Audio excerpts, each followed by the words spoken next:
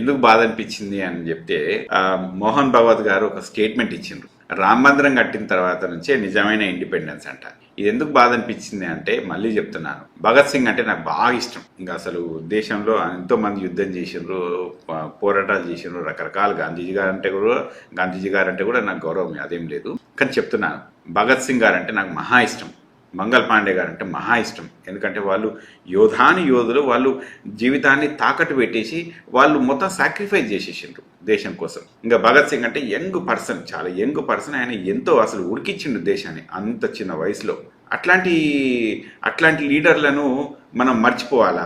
మరి మర్చిపోదాం. మోహన్ భగవత్ గారు ఏం చెప్పారో చూద్దాం. ఇప్పుడు ప్రజలారా, లుక్ ఎట్ దిస్.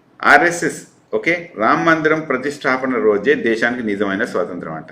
ఇది దేశానికి నిజమైన స్వాతంత్రం అని ఇట్లాంటి మాటలు వీళ్ళు మోహన్ భగవత్ గారు చెప్పడం ఎంతవరకు సమంజసం? ఇది న్యాయమా? ఇక దీనికి ఒక ట్రోలర్ బ్యాచ్ ఉంటే ఉండొచ్చు, ఇవ్వాలా ఓ ట్రోలర్ బ్యాచ్ వెళ్తుంది, ఇవ్వాలా హిందూయిజం అంటవా అన్న టైప్ లో ఒక ట్రోలర్ బ్యాచ్ వస్తుంది. ఈ ట్రోలర్ బ్యాచ్ కు ఒక క్వశ్చన్ అడుగుతా, ఏమండి మీ అందరికి కూడా భగత్ సింగ్ అంటే మీకు గౌరవం లేదా? ఒకటే క్వశ్చన్ అడుగుతున్నా. ఇంకా మిగతా లీడర్లు ఎంతమంది అని ఉంటారు, ఏమని ఉంటారు, కానీ భగత్ సింగ్ అంటే గౌరవం ఉందా లేదా అని ఒక క్వశ్చన్ అడుగుతాను. అంత పోరాటం చేసి ఆయన 23 ఏళ్ల వయసులో రోజుల తలబడి అసలు నిరాహార దీక్ష చేసి చావుకు సిద్ధపడిన వ్యక్తి అతను. ఓకే, పార్లమెంట్ లో అప్పుడు బాంబు వేసిండు. ఆయన ఎందుకు వేసిండు అంటే ఆకర్షణ తీసుకురావడానికి, నేను అసలు దేశంలో యుద్ధం చేస్తున్నాం, మాకు ఇంగ్లీష్ అంటే ఇష్టం లేదు అని చెప్పడానికి. దాంతో పాటు సామాజిక స్పృహ, సామాజిక న్యాయం ఉండాలనేది తీసుకొచ్చిన ఒక గొప్ప leader Bhagat Singh. I always like have very high respect for him. అయితే మనకి ఇంత అవుతున్న క్రమంలో మరి మోహన్ భగత్ గారు ఇట్లాంటి మాట అన్నారు. ఎందుకు అన్నారు అంటే మరి ఆయనకు పదవి ఈ మధ్య కాలంలో కొద్దిగా ఆయనకు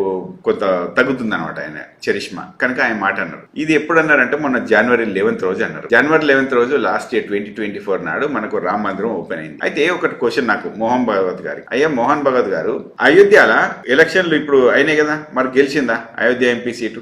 జస్ట్ సునాజ్ లెక్కనో రామ మందిరం ఓపెన్ చేసినాక మరి గెలవలేదు కదా బీజేపీ ఓడిపోయింది కదా అక్కడ. నెంబర్ 2, ఇప్పుడు అక్కడ ఎంతో మందికి ఎందుకు ఓడిపోయింది అనేది కనుక చూస్తే, ప్రజలారా అక్కడ మొత్తం షాపులు, ఇల్లులు అన్ని కూలగొట్టారు. దాని చుట్టూతా కూలగొట్టడంతో పాపం ప్రజలకు అక్కడ అసలు ఇల్లు లేదు, నివాసం లేదు, బిజినెస్ లేవు, ఏం లేవు. మరి ఎవరికి ఇచ్చిండ్రు ఇదంతా అంటే తీసుకుపోయి రియల్ ఎస్టేట్ లీచర్ గాళ్ళకి ఇచ్చిండ్రు, అవునా?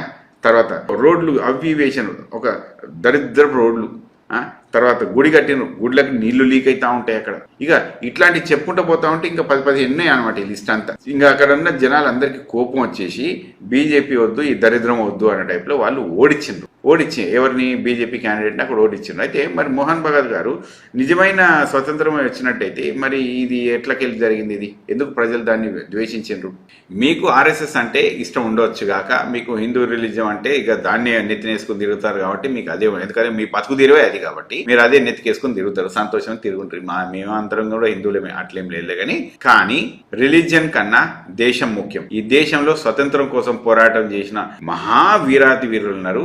ఇప్పుడు గాంధీ గారు ఉన్నారు, చాలా గొప్ప వ్యక్తి. సుభాష్ చంద్రబోస్ గారు ఉన్నారు, ఆజాద్ చంద్రశేఖర్ గారు ఉన్నారు, నెహ్రూజీ ఉన్నారు, ఇట్లా చెప్పుకుంటూ పోతాం, ఇంకా చాలా మంది ఉన్నారు. కానీ నాకు వాళ్ళందరిలో నాకు ఇష్టమైన వ్యక్తి, ఇది నా personal opinion, Bhagat Singh is my number 1 champion. So అట్లాంటి భగత్ సింగ్ ని అండర్మైన్ చేస్తాము, తీసుకొచ్చిన స్వాతంత్రం అనేది ఆయనకు అండర్మైన్ చేస్తామంటే మాత్రం అది తగదు.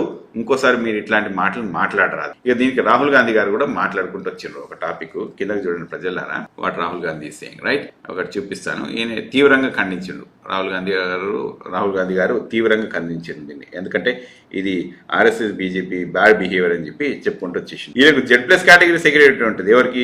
మోహన్ భగవత్ గారికి. ఈయనకి ఏముందని Z+ సెక్యూరిటీ? నాకు అర్థం కాని క్వశ్చన్.